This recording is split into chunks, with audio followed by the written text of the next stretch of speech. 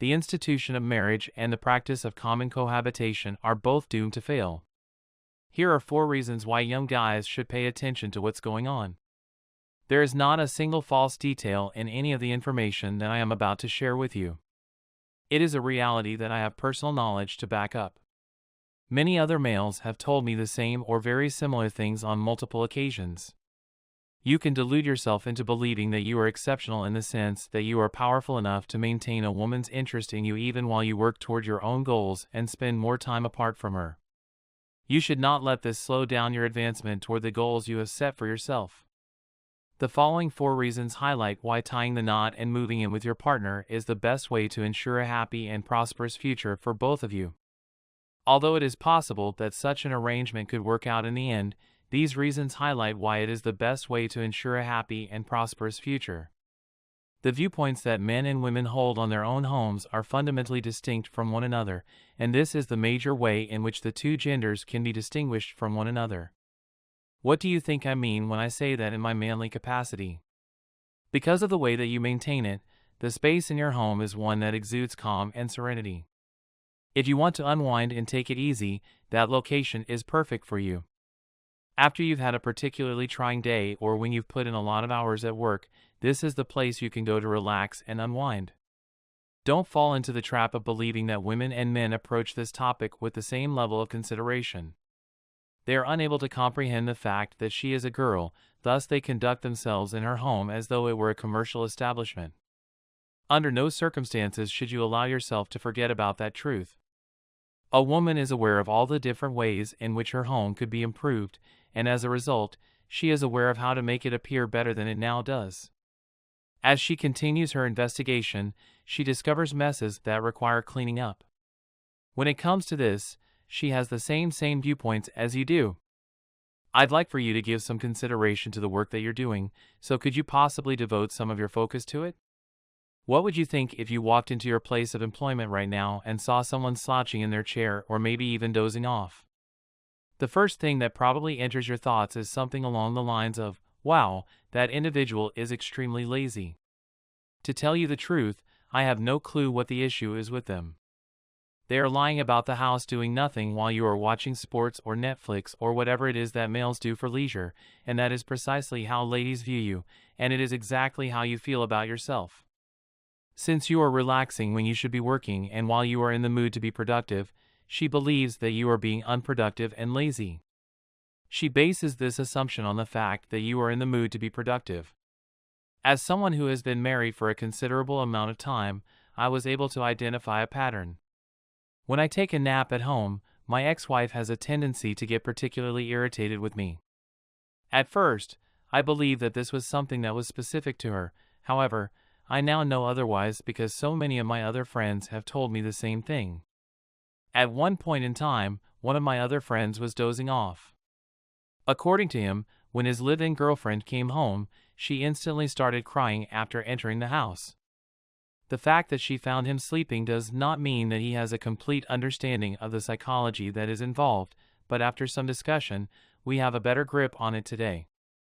This is connected to the fact that women frequently consider their houses as their places of employment, which is something that both sides are fully aware of.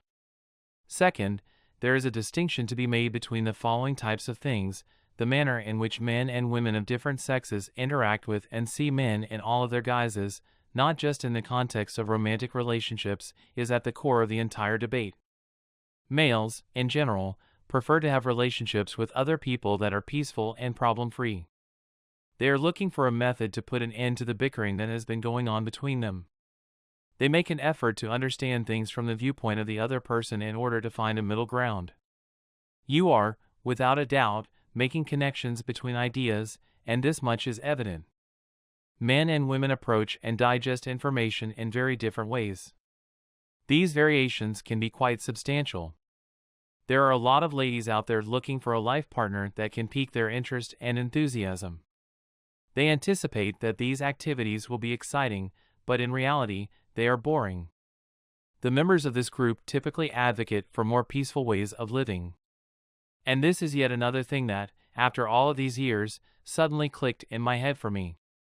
As I persisted in my efforts to patch things up with my ex-wife, the question "why isn't this working?" kept popping up in my head. Shouldn't we all have the same level of interest in this topic? Then I came to the conclusion that we don't. The other person is what motivates and excites them, and if you want something badly enough, you'll find a way to make it into a dramatic situation. You are going to make things more difficult and contentious than they need to be when there is no reason for them to be in either of those states. As a consequence of this circumstance, the two of you are actively working against the very thing that you are attempting to create. More specifically, you are actively working against the very thing that she is attempting to create with point number 3, which is to bring up the subject of the division of responsibilities and gender equality in the home. You are obligated to act in such a manner if you identify as a guy in today's culture. Alternately, you should be able to execute at least 50 repetitions as the bare minimum need for this. If you are unable to fulfill this responsibility, which is the most significant of those that have been put on your shoulders, the other members of the family will feel embarrassed for you. What type of repercussions could we possibly anticipate if we went ahead and accomplished this? I think the year is 2012 now. When exactly did that study get conducted? It was carried out in Norway, and if you haven't seen it or read it yet, I've provided a link to it down below in case you haven't seen it or read it. It was found that the number of home responsibilities a guy has of 50 or more increases the likelihood that he will have an affair. Have you ever heard the old saying that the more housework a man does, the greater the likelihood that he will file for divorce? It's a catch-22, and it's quite aggravating. It's a catch-22 situation, and I want to address the folks who believe the findings of this study don't apply to the United States because the research was carried out in Norway. You are doomed regardless of whether or not you choose to take part in the study. On the other hand, I would hazard a guess that this is the case due to the fact that Norway is even further ahead of the curve in terms of the issue of gender equality in general. The pursuit of happiness is the fourth and last reason why marriage and cohabitation are both doomed to fail in the long run. Please provide an answer to my last question. If you are a man in a long-term committed relationship, you owe it to yourself to make the joy and satisfaction of your spouse your first priority. Because I believe the answer you provide will be yes, there is obviously an issue with this, and I will discuss it with you right away. You should have it now. Another research study was carried out in 2012 by the Harvard Medical School, and it was published in the Journal of the American Psychological Association. You can get proof from studies suggesting that women enjoy the most fulfillment in their love partnerships when their husbands are experiencing the most unhappiness by clicking on the link that I have supplied for you below.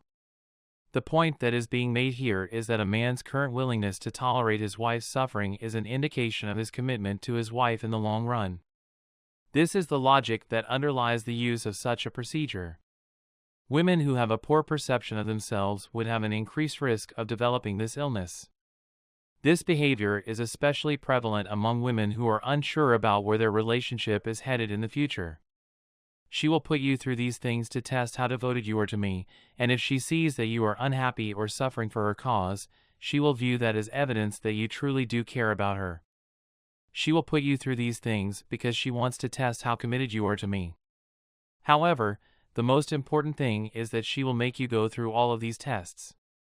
Where can I look for a solution that takes into account all four of these aspects at the same time? Never sign a document that would make your marriage legally binding, and never live with someone in a relationship that could lead to marriage. Additionally, never live with someone in a relationship that could lead to marriage. That is the last piece of advice I am able to give you at this time.